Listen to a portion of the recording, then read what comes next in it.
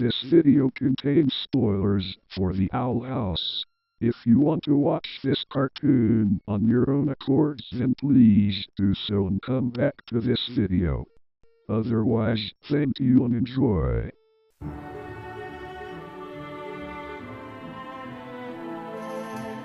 So about a while ago, I did a poll on Twitter, you should follow me by the way, about what stuff I should review in the future. Among the options were Banjo-Kazooie, which you can check out right here, the entire Wario Land series, the Dublob Duology, and our topic of today, Disney's The Owl House.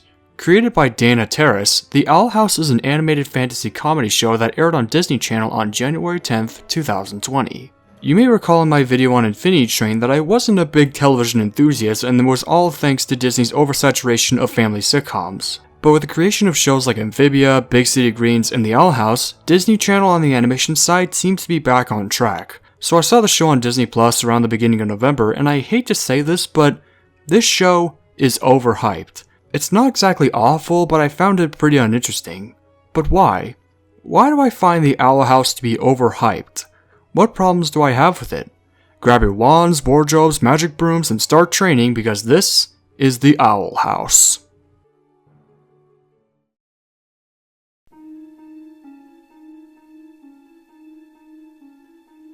So our tale begins in the human world, in the life of a young girl named Luz Noceda, an average girl who just so happens to be a weirdo, writing fanfictions and overall doing some irregular things in a regular school. That would all change one day when she is sent off to summer camp by her mother. However, instead of going to summer camp, she follows a small hopping owl to an abandoned house, which thus leads her to the Boiling Isles, a place where all mythical creatures originate, be it griffins or even giraffes.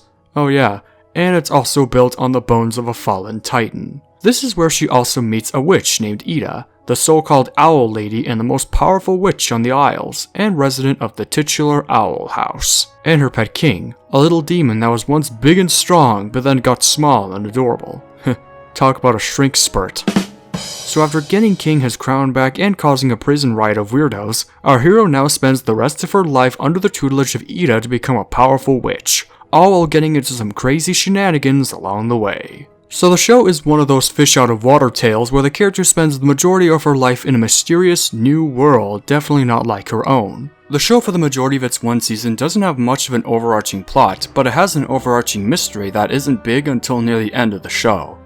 So is the show as magical as everyone says? Well...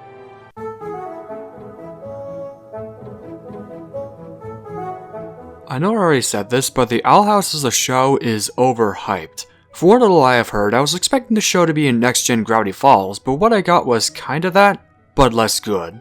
To be fair, I never saw Gravity Falls recently, so I don't know how to compare. I say this because Owl House is boring as hell. It's one of those shows where I stare at it with this face thinking, when does it ever get good? It felt pretty boring and uninteresting throughout its one season, making this effectively one of the most overhyped shows I have ever seen in my life. There's truly nothing special I see about it other than it having the first bisexual lead in a Disney show, but how is that even special if it doesn't give the show any substance? But just because it's overhyped doesn't mean it's awful. The animation is stellar. While it sometimes falls under the usual TV animation movements I said in my Infinity Train video, when the show gets busy, it becomes a spectacle. The convention witch fight and the Grom dance sequence are all beautifully animated and stunning, and the backgrounds, while not what I would call incredible, look well made, and I do have a few favorites like the Memory Wood, the Bat Queen's Lair, the Knee, and the Hexside School of Witches and Wizardry. I also want to mention that I like the House of Mirror scene and how Luz is drawn in different styles. Though one gripe I have with the animation is that they don't animate King talking, despite the fact that they animate him opening his mouth on a few occasions. It just comes off as a little strange. The Owl House also possesses a dark tone throughout, yet it plays out its tone like Gravity Falls by giving it a heavy comedic pinch, and while I laughed at a specific character, the show isn't really all that funny, and whenever it attempts at jokes, it often falls flat. The show, however, carries over a quirky and adventurous tone, but then again I'm pretty sure most shows from this generation try to carry this tone. Most. One thing I want to talk about the show is the title. For a show taking place on the Boiling Isles, barely any episodes are truly spent in the titular house, so why call it the Owl House? I guess they named it that way because it has a nice ring to it. Nah. The show, much like Gravity Falls, doesn't have much of an overarching plot, but it has a mystery that is hinted throughout the show and it gets big towards the end. Yet the show also begs more questions than it answers, which I will go over later. The writing is also nothing special. Like I said, the show tends to be uninteresting, and a problem with it is that the show seemingly has several plot holes that go against its established logic. For example, Ida is a wanted criminal in the town of Bonesboro, as she says this out loud several times and even has signs on her stand with her name on it, so why don't the people report her to the authorities? Or when Principal Bump has stated that no wizard is allowed to learn 2 covens, but after a few rebels save the school, he immediately changes his mind. Or how about when Ida turns into an owl monster and the only way to turn her back is with a potion, but she can also be reverted by something she remembers, and this just comes out of nowhere. It's never explained anywhere else in the show how this is possible. Or how about the best example near the end when Luz is automatically able to use magic from Ida's staff even though she doesn't have a sack in her heart that all witches on the Isles have, and she's been able to learn spells by drawing glyphs on paper. All these inconsistencies feel like something that I think would only exist in a parody show or a comedy show if it were intentional, but it's played here with a straight face. There are plenty of other inconsistencies in the show's writing that are outright ignored and never brought into question, and those are just the tip of the iceberg. The show does a mediocre job at world building, like it introduces the covens and the best members of the covens, yet they never explain the origins until the last episode. How long would it take for you to answer a basic question about the show's lore? For shame, Owl House, for shame. Each episode of the show is written kinda like a film, with a rising problem separating the characters from each other, and eventually our heroes coming back together and apologizing, and they all deal with the usual problems like being forgotten with new friends, not listening to rules, etc. Yet Luz still continues to be a rash spunk throughout the show, forgetting the lessons she learned and still getting herself into trouble. Like seriously, how dense are you, Luz? The writing as a whole is inconsistent with its logic and at best is cringy and generic. Like I said, it's not funny, and they sometimes make fun of how weird the characters are by referencing fanfictions and stuff, and it comes off as millennial humor cringe.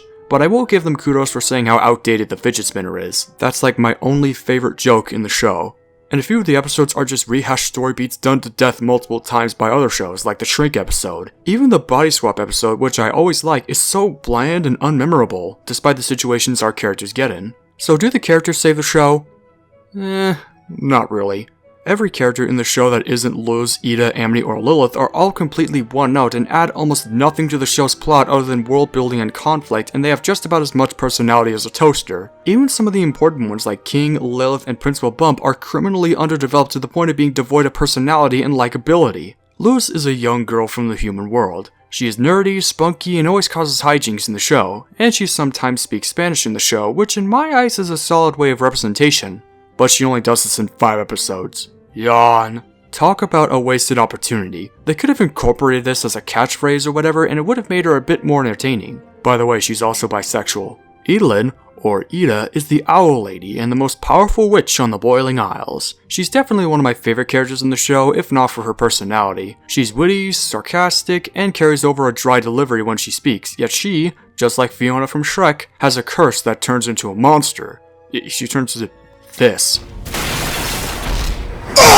Ida also teaches Luz magic, and this is where they lost me.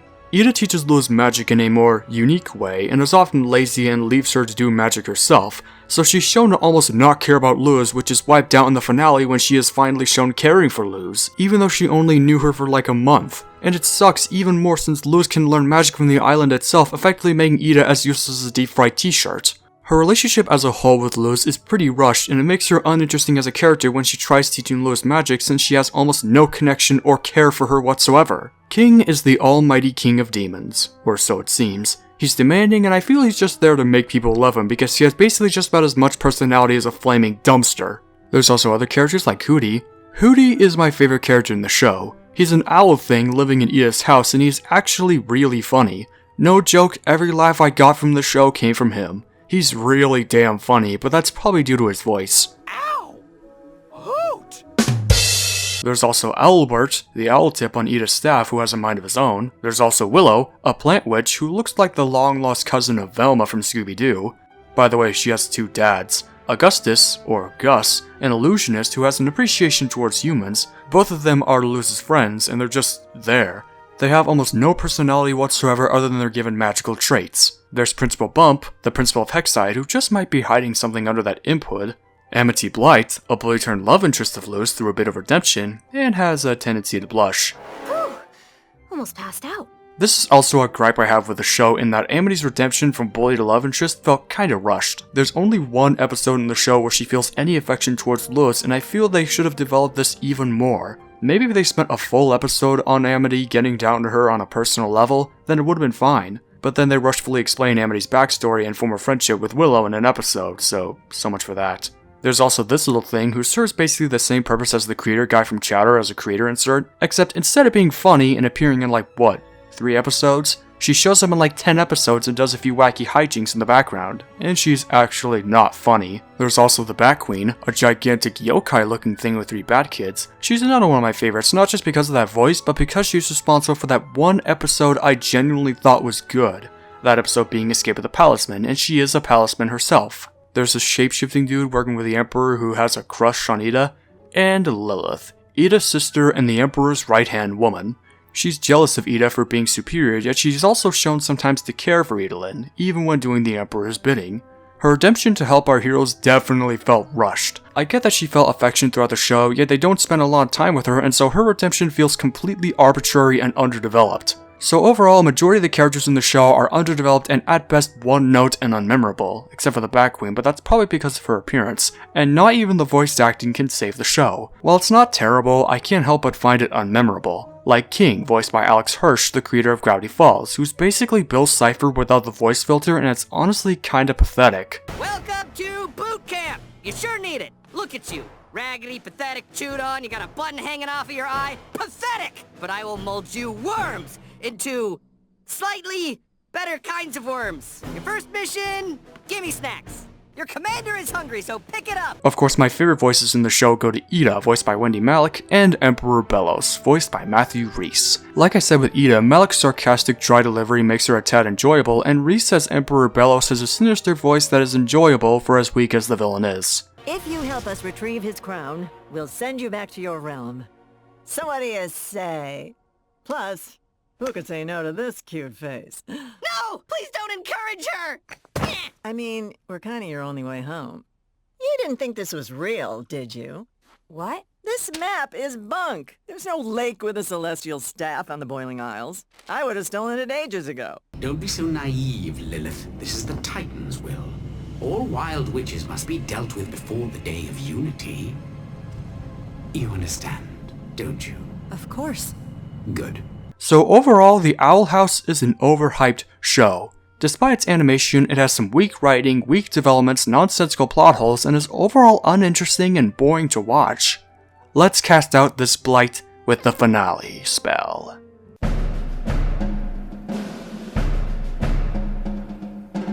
So throughout the nearing end of the show, Ida's Owl Beast curse has been growing worse and worse, and this is never acknowledged anywhere else in the show until the last episode. Come the episode Agony of a Witch, and we see the curse take its course as Luz and Co go on a field trip to the Emperor's castle. This is where we meet the one and only true antagonist, Emperor Bellows, the mighty Emperor of the Boiling Isles, the wizard who created the Covens, and the one who can communicate to the Titan, and looks like something out of Warhammer Age of Sigmar. Bellows' goal is to bring in Ida to convert her over to the Emperor's Coven, and hopefully save her from her curse. And he's also hiding something pretty sinister under that mask. Once Luz arrives at Bellows' castle, she seeks one of the Emperor's artifacts, the Healing Hat, in order to save Ida from her curse. She claims the artifact until she is caught by Lilith. Thankfully, Ida comes to save the day, and so after a beautifully animated fight scene, Lilith reveals that she was the one who cursed Ida all along. Ida's magic wears out, and so she becomes the Owl Beast. Lilith takes in Ida the Owl Beast, and Luz goes back to the Owl House. She sets up a plan, and now it is up to her to save Ida. Meanwhile, back at the castle, Bellows reveals that he isn't going to convert Ida to his coven and rid her of her curse, but his real goal is to take Ida's portal and venture into the human realm, per the order of the Titan. Okay. And so he prepares to petrify Ida, a curse that cannot be broken, live for the Isles to see. Luz comes to the rescue to save Ida, but is confronted by Lilith. So after a bit of fighting, Lilith finally spills the beans on cursing Ida. She was jealous about Ida potentially winning the Emperor's Coven, and so she gave her the Owl Beast curse, little realizing the curse will be permanent. And so with all that out of the way, and after one more glance at the human world, our hero and anti-hero now know what to do next.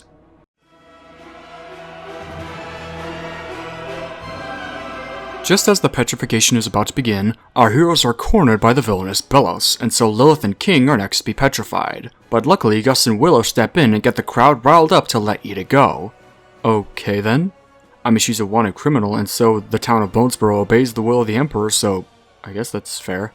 Meanwhile, an epic fight scene ensues between Luz and Emperor Bellows. She even gets a good crack out of his mask. Bellows decides to make a deal with Luz, give him the human portal to save Ida, who is currently being petrified, in which she agrees and hands him the briefcase, and then it explodes thanks to a fire glyph.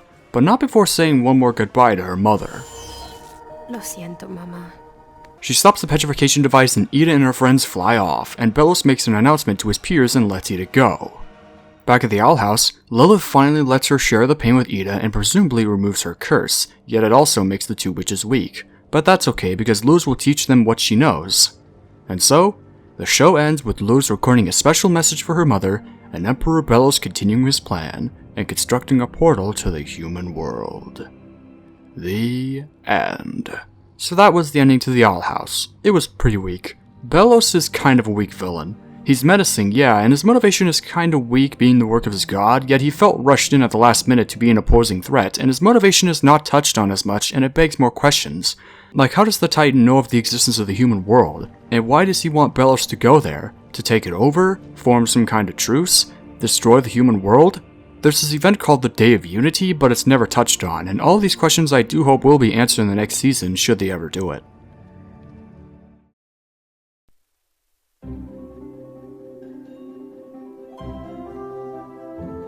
Overall, The Owl House is a pretty overhyped show. While it has some great animation, the show as a whole suffers thanks to its weak writing, weak characters, nonsensical plot holes, and is in general just so boring to watch. I heard there's a season 2 that's already completed and is set to premiere in the beginning of 2021. Hopefully this season will be better than season 1 because, to paraphrase a Discord friend, season 1 is usually where they test their waters and so they put the most effort into season 2. And the show has a couple of questions to answer, like, how did the Titan fall? What is under Bump's input? Is he human? Why does the Titan want Bellows to go to the human world? What is under Bellows' mask? Who knows? Who cares? I'm just done with this show. There's this long video made by Cartoonshi about the Owl House that has some of the same problems I have, and I can't help but side with Cartoonshi. That video basically sums up all the problems I have with the Owl House in more detail than I do. It's uninspired. It's boring. It poorly develops its characters to the point of not being characters, and just like the game Banjo-Kazooie, it even has a dash of overratedness. I'm sorry, but this show definitely felt overhyped. It tried so hard to hook me in that all it did was fall flat and embed itself into uninteresting concrete, and that's honestly kinda sad. This show has so much creative talent involved, including the creator of Gravity Falls, and this is the best thing to come up with? This show was my first chance to come back to Disney TV animation, and it failed exponentially. If you like the Owl House, that's fine by me. This is all my opinion, and opinions are indeed subjective, but please take solace in the fact that they are also valid. Feel free to suggest a Disney cartoon that's better than this, but for right now, I'm afraid I'm gonna rate the Owl House a chicken out of an owl. Or in other words, a 6 out of 10. Definitely overhyped.